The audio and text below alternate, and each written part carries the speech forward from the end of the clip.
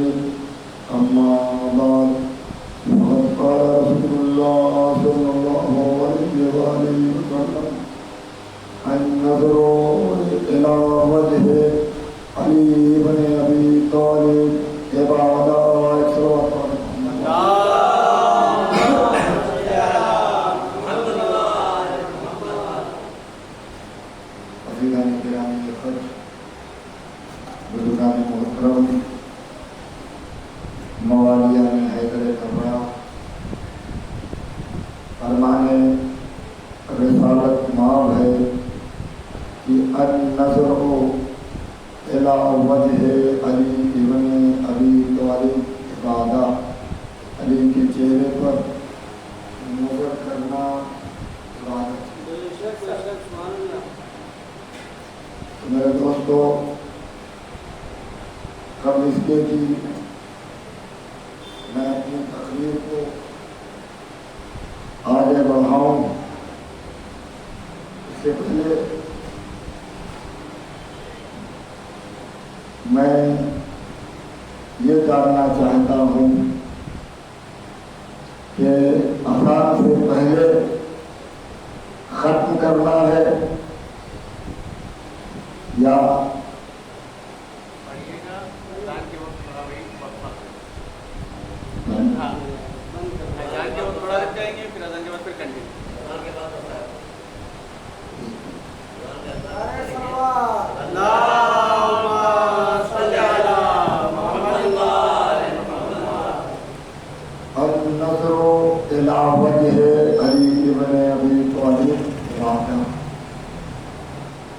علی کے چہرے پر نظر کرنا عبادت ہے۔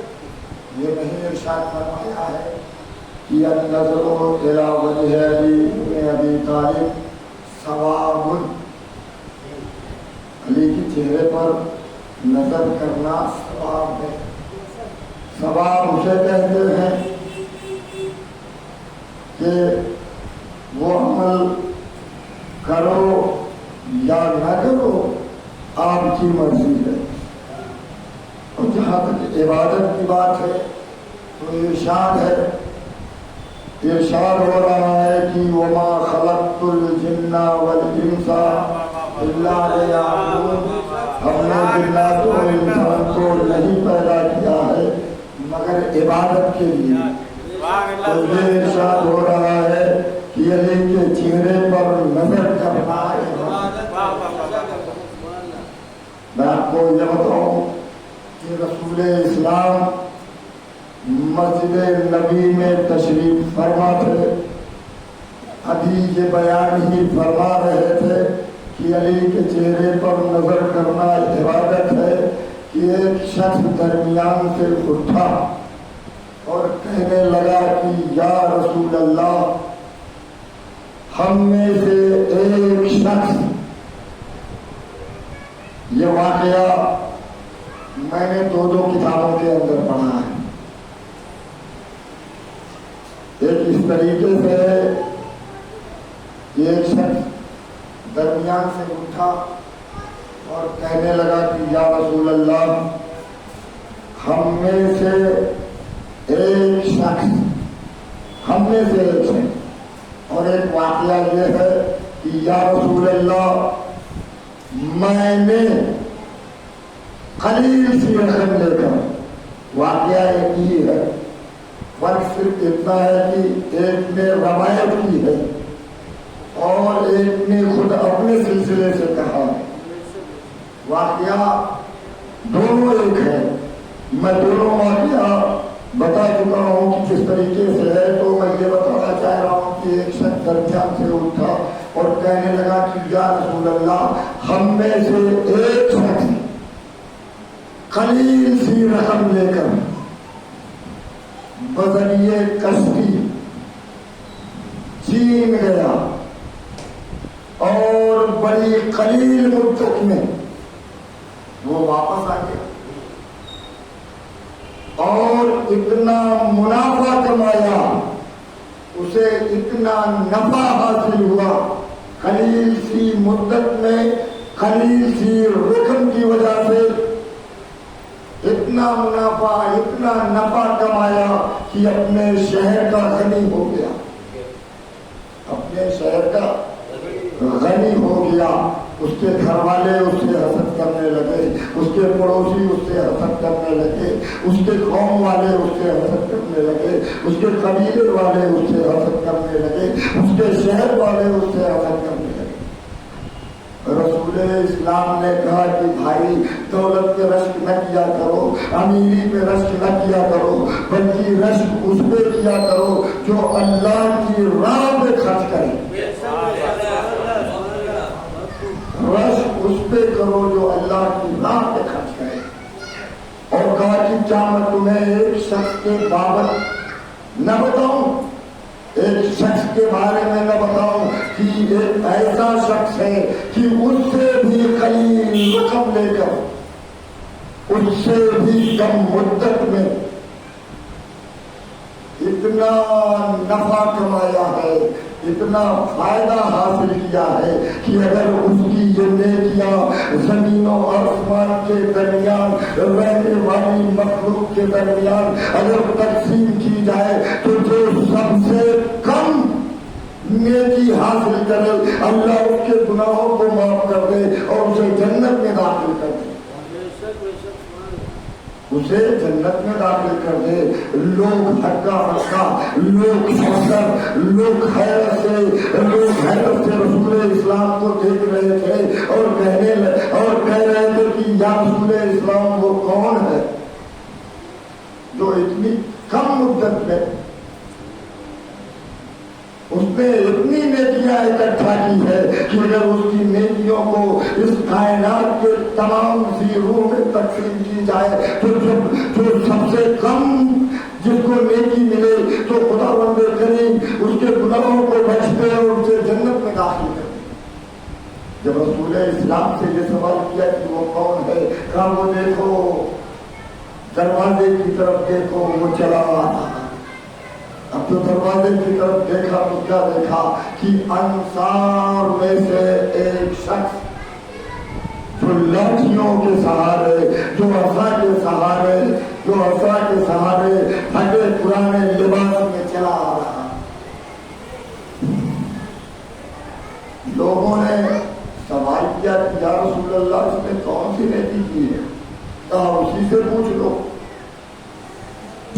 لوگوں نے یہ کہا کہ بھائی تو نے کون سی ایسی نیکی کی ہے، تو نے کون سا ایسا فعل انجام دیا ہے کہ تیری نیکی کو اگر زمین و آسمان کی مخلوق میں تقسیم کیا جائے اور اسے سب سے کم نیکی ملے اللہ اس کے گناہوں کو بخش دے. اس نے کہا کہ لا علم، مجھے تو نہیں معلوم ہے کہ میں نے کیا نیکی کی ہے، ہاں بس مجھے اتنا پتا ہے کہ میں کسی ضروری عمر سے اپنے گھر سے نکلا، خرجت من بیتی لحاجت، میں کسی ضروری کام سے اپنے گھر سے نکلا لیکن مجھے تاخیر ہو گئی، میرا وہ کام نہیں ہو سکا. تو میرے ذہن میں تو میرے یاد آئی کہ رسول اسلام نے ارشاد فرمایا ہے کہ ہم نظر علی ابن ابی طالب عبادت، علی کے چہرے پر نظر کرنا عبادت ہے، کیوں نہ علی کے چہرے کی زیارت کر لی جائے۔ میرے رسول نے کہا کہ واللہ یہ وعدہ قسم خدا کی، علی منبر پہ بیٹھے ہی جیسے اس نے کہا کہ کیوں نہ علی کے چہرے کی زیارت کر لی جائے، رسول اسلام نے منبر پہ بیٹھے ہی بیٹھے یہ کہا کہ واللہ یہ وعدہ قسم خدا کی عبادت ہے۔ ایو عبادت جانتے ہو، اے بوڑھے سے جانتے ہو کتنی عبادت ہے، کتنی بڑی عبادت ہے، کتنی بڑی عبادت ہے۔ کہاں مجھے نہیں معلوم، کہاں اگر آسمان سونا ہو جائے، کائنات اگر سونا ہو جائے، دریا اگر سونا ہو جائے، سات سمندر اگر سونا ہو جائے، ساتوں زمین اگر سونا ہو جائے، صحرا اگر سونا ہو جائے، تمام درخت اگر سونا ہو جائے، ساتوں آسمان اگر سونا ہو جائے، اور یہ سونا اللہ کی راہ میں تقسیم کیا جائے، جتنا اجر و ثواب اس سونے کا ہے اس سے کہیں زیادہ اجر و ثواب علی کے چہرے کی زیارت کا ہے۔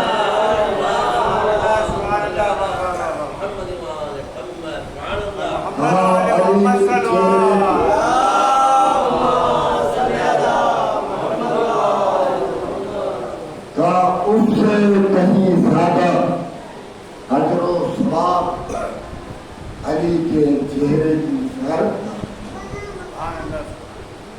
آپ کو بتاؤں میں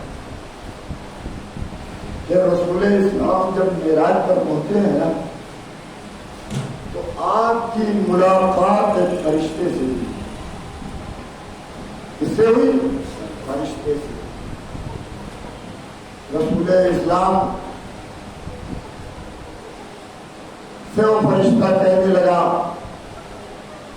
کہ میرا قیام 500 برس کا ہے۔ جس فرشتے سے ملاقات ہوئی نا، 500 برس کا قیام، 500 برس کا رکوع، 500 برس کا سجود، 500 برس کا تشہد، 500 برس کا سلام، اس کی عبادت کا یہ بیان ہے۔ اور پھر اس کے بعد جانتے ہو فرشتہ کہنے لگا، رسول اسلام نے یہ کہا کہ تیری عبادت کا یہ معیار ہے۔ کہا یا رسول اللہ میری عبادت کا یہی معیار ہے، اور اے رسول اسلام میں جانتا ہوں یہ عبادت کیوں کر رہا ہوں۔ کہا کیوں کر رہے ہو؟ کہا بروز محشر آپ کے امت کو بخش دوں۔ کہا یہ جو میں 500 برس کا قیام کر رہا ہوں، 500 برس کا رکوع کر رہا ہوں، 500 برس کا سجود کر رہا ہوں، 500 برس کا میرا جو سلام ہے، بروز محشر میں اپنی امت کو بخشوانے کے لیے انہیں بخش دوں گا۔ تو میرے رسول نے سنو گے کیا جملہ کہا ہے؟ میرے رسول نے یہ جملہ کہا ہے کہ میری امت کو تیرے ان سجودوں کو، تیرے ان سجدوں کا، تیرے ان رکعتوں کا، نمازوں کا انہیں کوئی ضرورت نہیں ہے۔ کہا اس رکوع، اس سجود، اس عبادت کا ہماری امت کو ضرورت نہیں ہے۔ کہا یا رسول اللہ کیوں ضرورت نہیں ہے؟ کہا ان کے پاس ایک ایسا ورد ہے کہ تیری 20,000 سال کی عبادت پہ بھاری ہے۔ تو ایک مرتبہ وہ فرشتہ کہنے لگا کہ یا رسول اللہ وہ ورد کیا ہے جو ہماری 20,000 عبادتوں پہ بھاری ہے؟ تو ایک مرتبہ رسول اسلام نے کہا کہ وہ ورد ہماری امت کے پاس یہ ہے کہ وہ ہم پر درود بھیجتے ہیں تو اللہ ان کے گناہوں کو معاف کر دیتا ہے اور انہیں جنت میں داخل کرتا ہے۔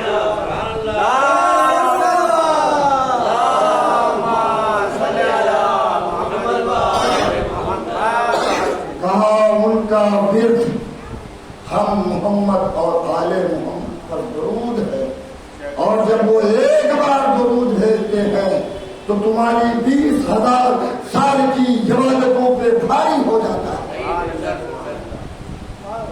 یہ ہے محمد اور آل محمد پر درود کا اجر و ثواب۔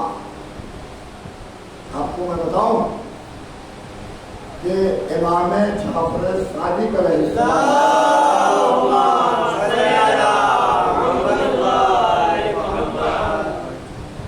کتاب بصائر المصطفیٰ سے یہ میں پڑھ رہا ہوں۔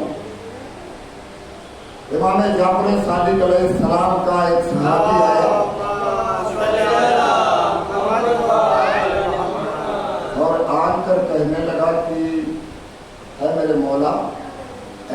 رہا تھا میرا ایک بھائی ہے جو آپ کا شیعہ ہے، آپ کا بڑا احترام کرتا ہے، آپ سے بڑی محبت کرتا ہے، لیکن اے میرے مولا وہ شرابی ہے۔ کہا میرے شیعہ کا یہ حال ہے، میرے شیعہ کا جملہ حوالے کر رہا ہوں میرے دوستوں، کہا میرے شیعہ کا یہ حال ہے، میرا شیعہ اس حال میں ہے۔ اور پھر کہا کہ کیا تمہیں یہ نہ بتاؤں یہ شخص اس سے بہتر ہے جو ہم سے بغض و عناد رکھتا ہے، یہ شخص اس سے بہتر ہے جو بغض و عناد رکھتا ہے، اور پست سے پست ترین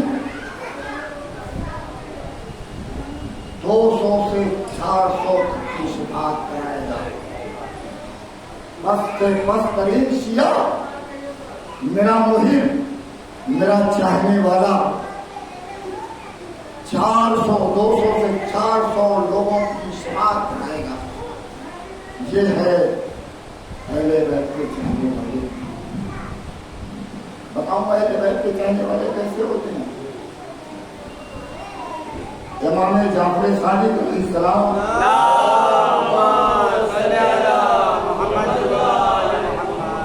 کے پاس ایک شخص آتا ہے، امام نے اپنے غلام سے یہ پوچھا کہ بھائی یہ بتاؤ کہ دروازے پر کون کھڑا ہے؟ دروازے پر آپ اندر بیٹھے ہوئے تھے، جب وہ شخص آیا دروازے کے پاس آپ نے پوچھا کہ بھائی یہ کون ہے؟ کہا کہ چین سے آیا ہوا ہے۔ کہا اندر ہوئے۔ وہ جب اندر آیا تو میرے مولا نے یہ کہا کہ اے بھائی چینی، کیا اس زمین پر تم ہمیں پہچانتے ہو؟ کیا اس زمین پر تم ہمیں پہچانتے ہو؟ کہا اے فرزند رسول، ہمارے یہاں ایک درخت ہے جو سالوں پھولتا ہے، جو سالوں پھولتا ہے، یعنی پھولتا ہی رہتا ہے، اور اول الپہر یعنی صبح سویرے جب وہ پھول اس میں پھل پھولتا ہے نا تو اس پر لکھا ہوتا ہے کہ لا الہ الا اللہ محمد رسول اللہ، لا الہ الا اللہ محمد رسول اللہ۔ لیکن جب دوسرے پہر وہ درخت پھولتا ہے تو اس پر لکھا رہتا ہے کہ لا الہ الا اللہ علی ولی اللہ۔ سوال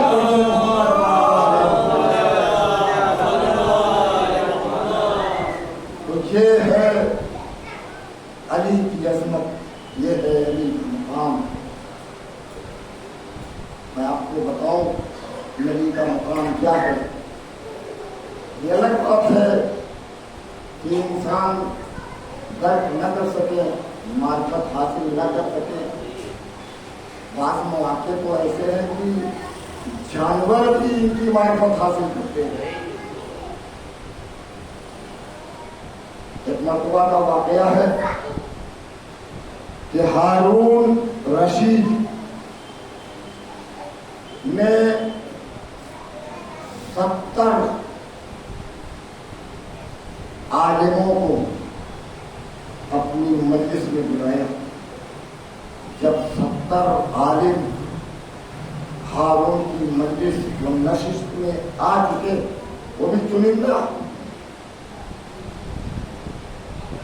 سلیکٹڈ عالموں میں 70 عالم جو بہت مشہور و معروف تھے، انہیں بلایا۔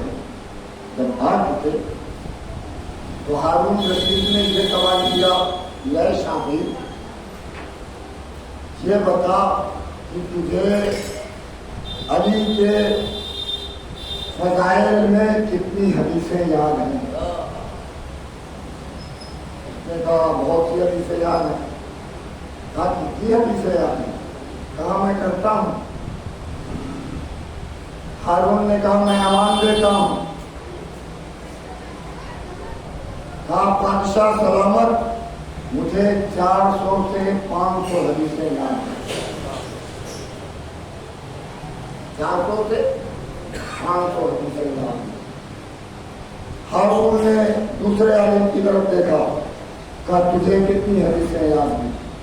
کہا 1000 حدیثیں یاد ہیں۔ ایک مرتبہ ہارون نے ابو یوسف کی طرف دیکھا، کہا تجھے کتنی حدیثیں یاد ہیں؟ کہا مجھے 15,000 مرسل اور 15,000 مسند حدیثیں یاد ہیں۔ مسند اور مرسل حدیثیں یاد ہیں، یعنی 15,000 مسند 15,000 مرسل حدیثیں یاد ہیں۔ ایک مرتبہ ہارون نے واقعی کی طرف دیکھا، وہ بھی بڑا عالم تھا، اور تجھے کتنا یاد ہے؟ کہا ابو ایوب کے برابر مجھے دیا گیا، 15,000 بھی مجھے یاد ہے۔ ایک مرتبہ ہارون کہتا ہے کہ تمہاری یہ حدیثیں سنی سنائی ہیں، تمہاری یہ حدیثیں سنی سنائی ہے، میرے پاس علی کے فضائل میں ایک فضیلت ایسی ہے کہ جو میں نے دیکھی ہے۔ لوگوں نے کہا کہ اے ہارون رشید ہے، بادشاہ سلامت، ہمیں اشتیاق ہے، ہمیں خواہش ہے کہ وہ حدیث ہمیں بتائی جائے۔ ہارون رشید کہنے لگا کہ میرے پاس دمشق سے ایک خط آیا، وہاں کے حاکم نے مجھے ایک خط بھیجا اور بھیج کر یہ کہا کہ ہمارے یہاں ایک خطیب ہے جو اپنی تقریروں میں اتنا بڑا ناسبی ہے، یعنی علی کا اتنا بڑا دشمن ہے کہ ہر روز اپنی تقریر میں علی پر سب و شتم کرتا ہے، علی کو برا بھلا کرتا ہے۔ میں نے بہت سمجھایا، میں نے بہت نصیحتیں کی، لیکن نصیحت کارگر نہیں ہوئی۔ ہارون رشید نے کہا کہ اسے بغداد بھیج دو، اور کہنے لگا کہ جب وہ بغداد آیا تو میں نے اسے بہت نصیحت کی۔ ہارون رشید اب کہنے لگا کہ میں نے بھی نصیحت کی، میں نے اسے بہت سمجھایا۔ میں نے کہا کہ علی کو کیوں گالی دیتے ہو؟ وہ کہنے لگا کہ میں کیوں نہ گالی دوں کہ میرے آباء و اجداد کو قتل کیا ہے۔ ہارون رشید کہتا ہے کہ وہ تو اللہ اور رسول کے حکم کے تحت قتل کیا ہے، اس میں علی کی کیا غلطی ہے؟ کہا کچھ بھی ہو ہم علی کو برا بھلا کہیں گے۔ ہارون رشید نے کہا کہ اسے کوڑے مارو اور اسے زندان میں ڈال دو۔ اسے کوڑے مارے گئے، زندان میں ڈال دیا گیا۔ ہارون رشید کہنے لگا کہ اے لوگوں، ابھی اسی رات میں سویا ہی تھا کہ میں نے خواب میں دیکھا کہ میرے قصر کے پاس، میرے قصر کے قریب، میرے محل کے پاس رسول اسلام آئے ہوئے ہیں، ان کے ساتھ بی بی فاطمہ زہرا بھی ہیں، علی بھی ہے، حسن و حسین بھی ہے، جبرائیل کے ہاتھ میں مشک ہے، جام کوثر ہے، اور سب کو سیراب کر رہے ہیں۔ کہا میں نے دیکھا کہ 5,000 جو میرے قرب و جوار کے تھے جنہیں میں پہچان رہا تھا، اس میں 40 لوگوں کو سیراب کیا گیا، صرف 40 لوگوں کو سیراب کیا گیا آب کوثر سے، جو علی کے چاہنے والے تھے، جو علی کے شیعہ تھے۔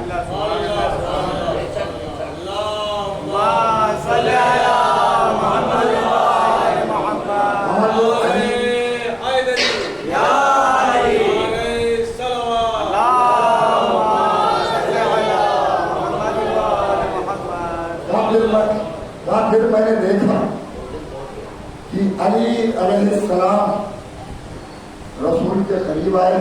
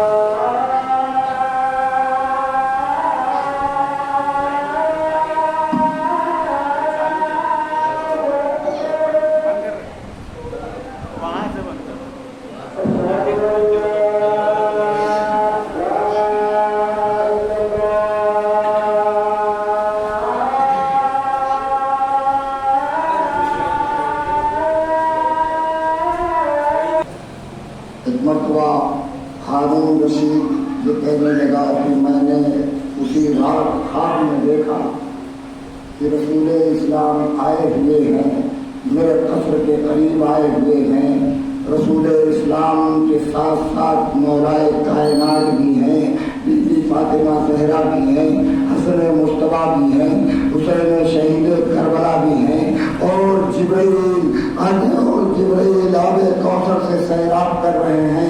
میں نے دیکھا کہ 5000 لوگوں کا ہجوم تھا، اس میں صرف 40 لوگوں کو آب کوثر سے سیراب کیا گیا، اور ان لوگوں کو سیراب کیا گیا جو علی کے شیعہ تھے۔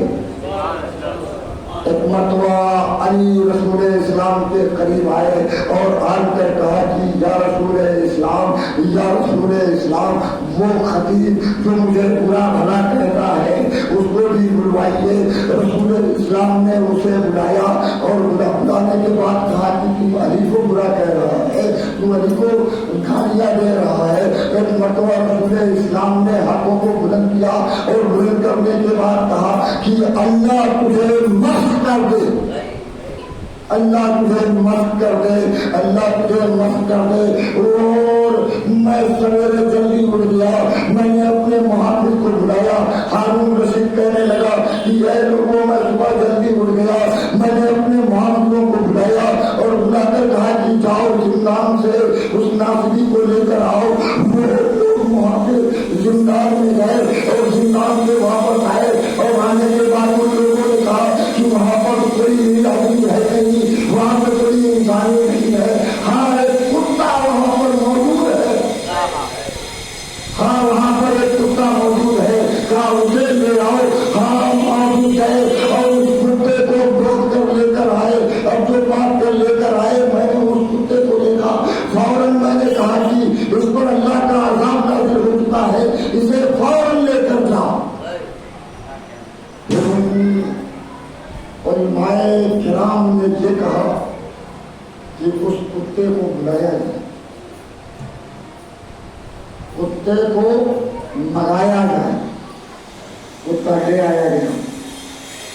تو شافعی نے بھی کہا کتا ایسا تھا کہ سارا بدن کتے جیسا تھا، لیکن اللہ نے اس کے کان کو انسان کے کان کے شکل میں باقی رکھا تھا، تاکہ لوگوں کو یہ پتا چل سکے کہ اس پر عذاب آئی ہے۔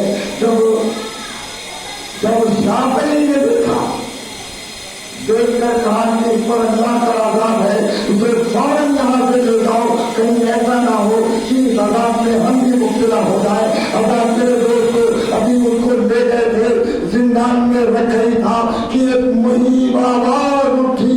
میرے دوستو تھوڑی ہی دیر بعد یہ پتا چلا کہ زندان کا چھت گر گیا ہے، اور وہ جس پر جو ہے جو مست ہو چکا تھا، جس پر اللہ کا عذاب ہو چکا تھا، وہ واصل جہنم ہو چکا۔ صلوات پڑھے محمد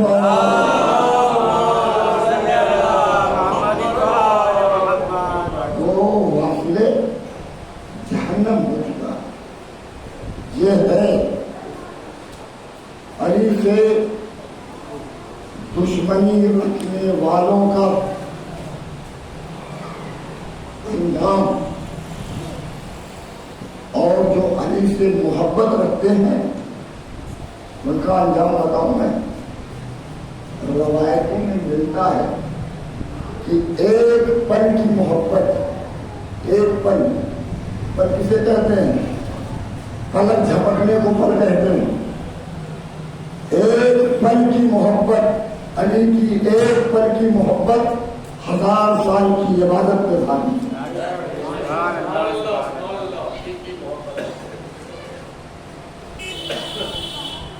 عبادت سے افضل ہے۔ میں بتا دوں کہ جو ان سے وابستہ ہو جاتا ہے وہ باعصمت ہو جاتا ہے، جو ان کی محبت میں غرق ہو جاتا ہے وہ درجات عرفہ پہ بلند ہو جاتا ہے۔ یا یہ کہوں آپ نے سنا ہوگا کہ زمین و آسمان کا ایک مکالمہ ہے. مجھے نہیں پتا کہ آپ نے سنا ہے کہ نہیں سنا ہے، لیکن میں آپ کو بتا دوں کہ زمین و آسمان کے درمیان ایک مکالمہ ہوا ہے. آسمان جب غرور و گھمنڈ کی منزلوں کو عبور کرتا ہوا زمین سے یہ گویا ہوا ہے کہ اے زمین میرے دامن میں چاند تیرے دامن میں چاند کہا نہیں، کہا میرے دامن میں ستارے تیرے دامن میں ستارے. زمین نے کہا نہیں، کہا میرے دامن میں کوثر تیرے دامن میں کوثر کہا نہیں، کہا میرے دامن میں سلسبیل تیرے دامن میں سلسبیل کہا نہیں، کہا میرے دامن میں جنت تیرے دامن میں جنت کہا نہیں، کہا میرے دامن میں جبریل تیرے دامن میں جبریل کہا نہیں، کہا میرے دامن میں تسلیم و رضا تیرے دامن میں تسلیم و رضا کہا نہیں. جب آسمان اپنے غرور و گھمنڈ کی منزلوں کو عبور کرتا ہوا سکون کی منزل میں آیا ہے تو ایک مرتبہ زمین نے نہیں پاوا. اس نے کہا کہ اگر تیرے دامن میں چاند ہے تو میرے دامن میں چاند کے 2 ٹکڑے کرنے والا موجود ہے. اگر تیرے دامن میں سورج ہے تو میرے دامن میں سورج کو بچانے والا موجود ہے. اگر تیرے دامن میں تسلیم و رضا ہے تو میرے دامن میں مالک تسلیم و رضا ہے. اگر تیرے دامن میں جنت ہے تو میرے دامن میں توانانے جنت ہے. اگر تیرے دامن میں جبرائیل ہے تو میرے دامن میں استاد جبرائیل ہے. اگر تیرے دامن میں ذوالفقار ہے تو میرے دامن میں استاد ذوالفقار ہے.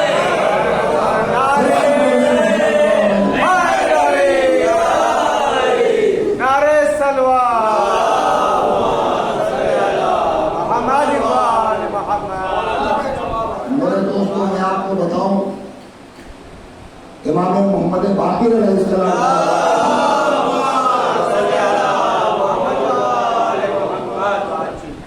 جب خانہ کعبہ کی زمین میں غرور کیا ہے نا، خانہ کعبہ کی زمین میں گھمنڈ کیا ہے نا، ناز کیا ہے نا، تکبر کیا ہے نا کہ مجھ سے بہتر کون ہے کوئی زمین میں مجھ سے بہتر، تو تاریخ لکھتی ہے کہ آواز قدرت آئی، نئے زمین کعبہ تکبر نہ کرنا، غرور نہ کرنا، ورنہ مست کر دوں گا جہنم میں ڈال دوں گا. اتنی بڑی بات ہے میرے دوستوں. امام زین العابدین علیہ السلام سے روایت ہے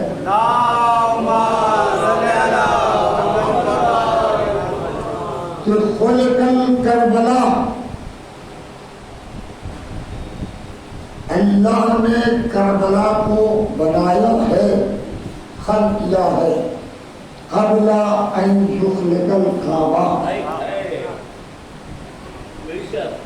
کعبے کی سرزمین سے 24,000 سال پہلے.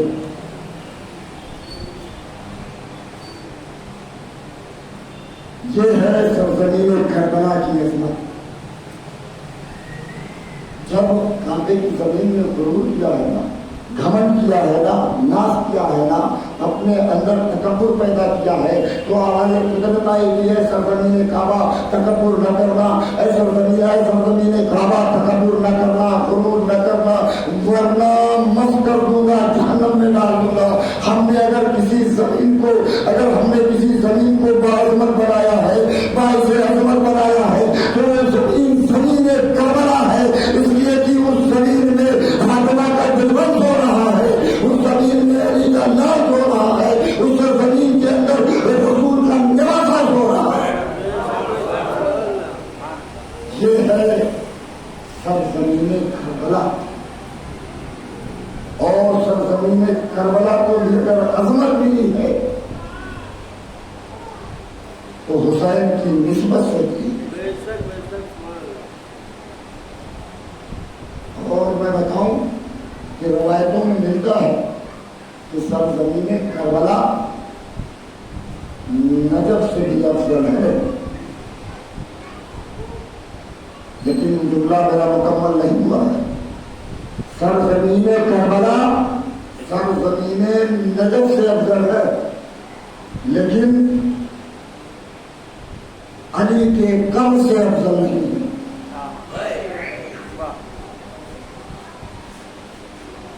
جس میں میرے مولا کا جسد اطہر ہے نا، علی سے افضل نہیں ہے.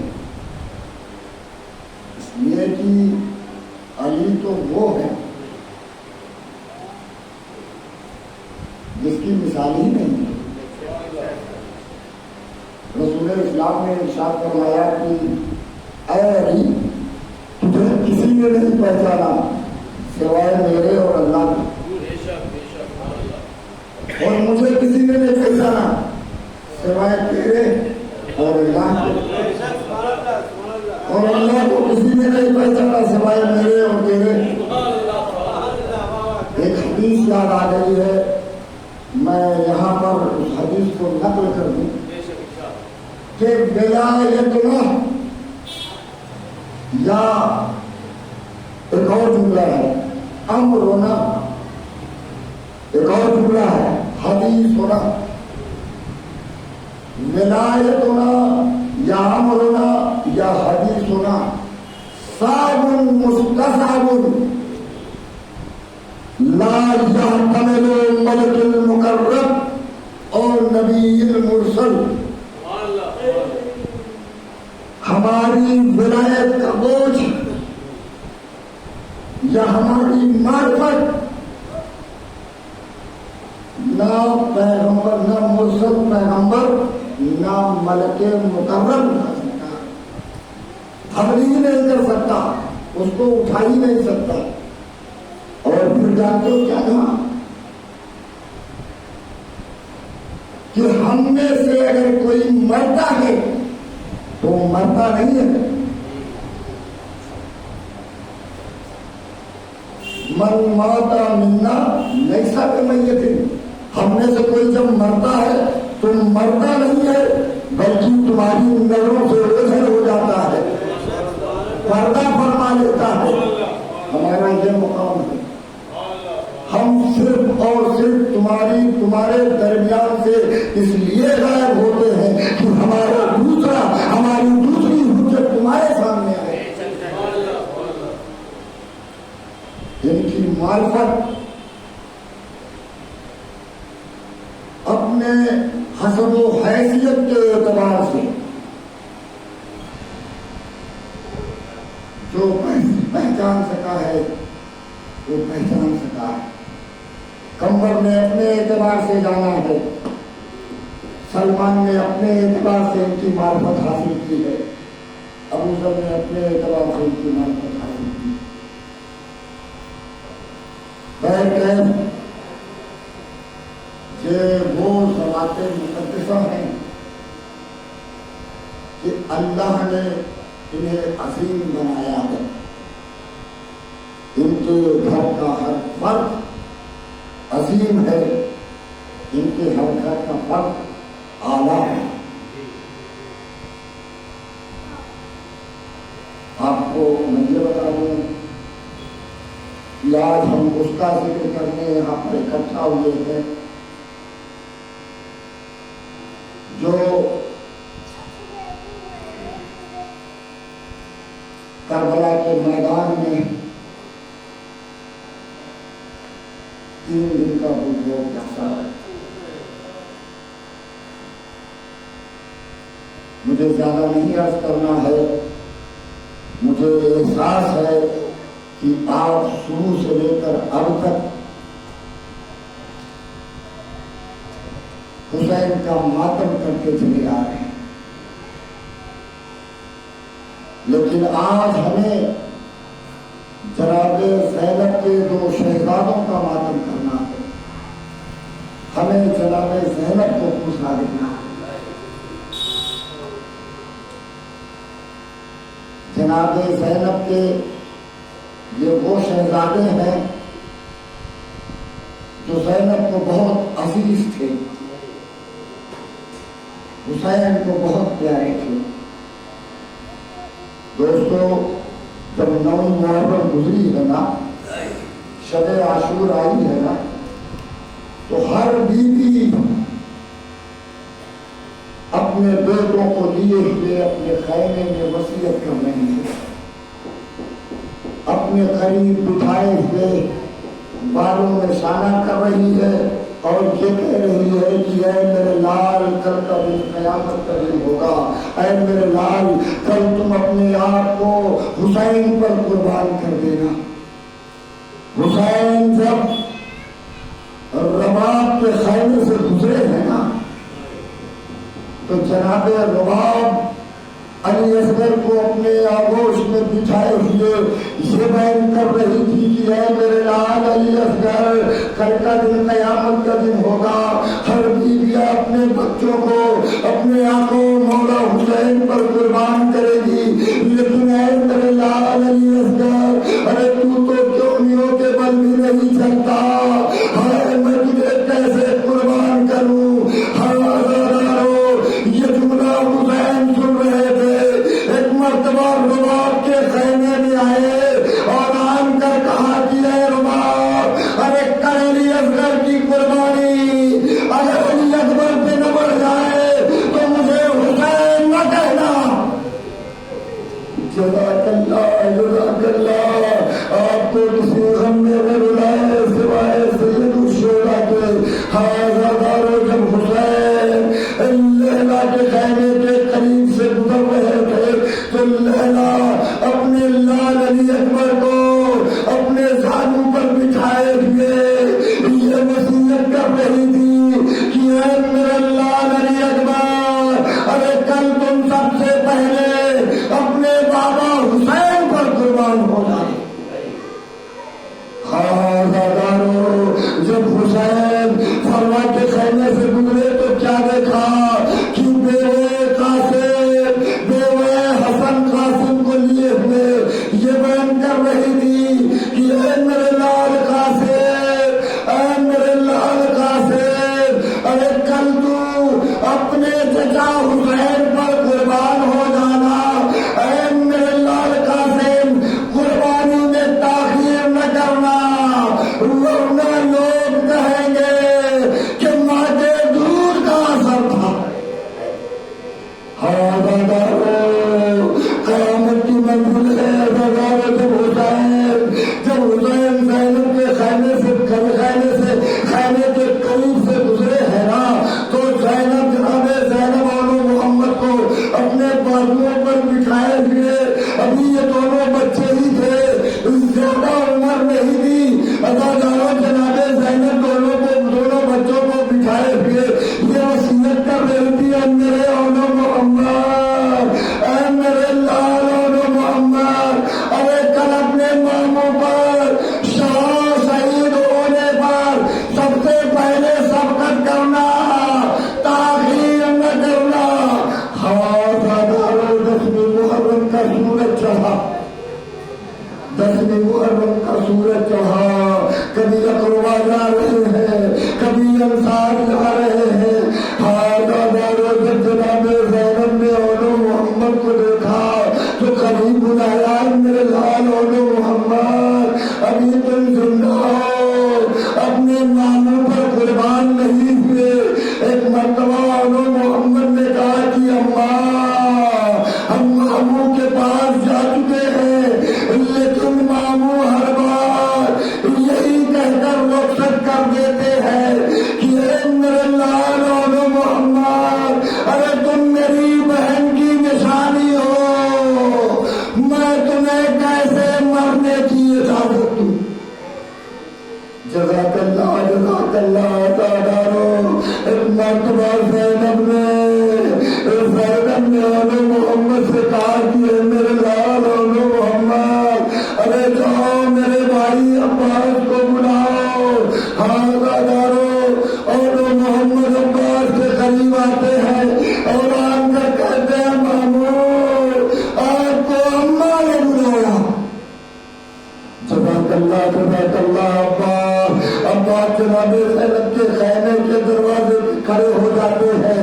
جناب زینب کہتی ہے کہ اے میرے بھیا عباس، میرے بھائی حسین سے کہہ دو کہ زینب یہ کہہ رہی ہے کہ میرے بیٹوں کو مرنے کی اجازت دے۔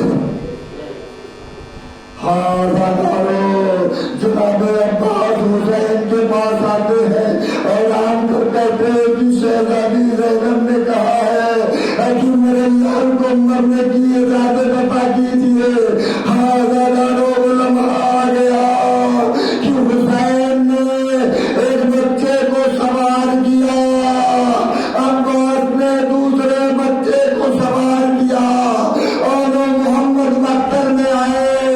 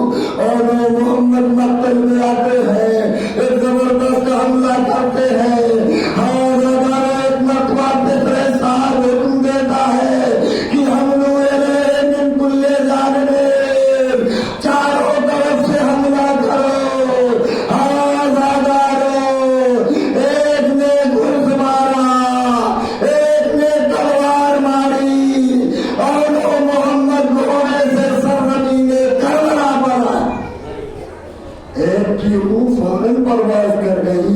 ایک میں رحم ایک میں رحمت باقی تھی.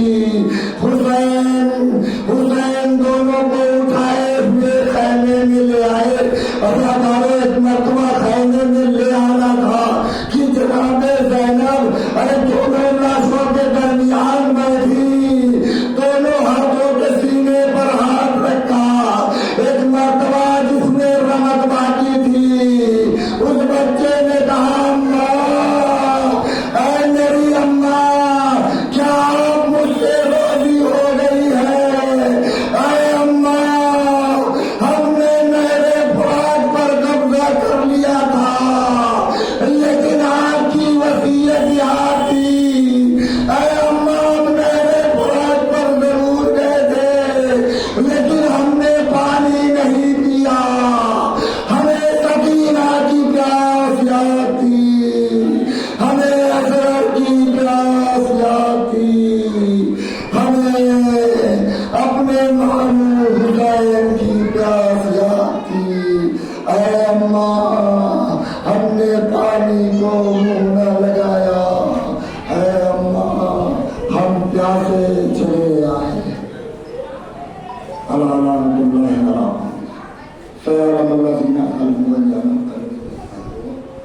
پروردگارہ اس قلیل سی عبادت کو قبول فرما.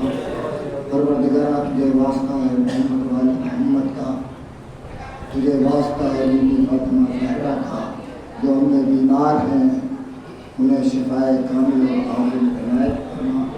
جو مقروض ہیں ان کی قرض کو ادا فرما.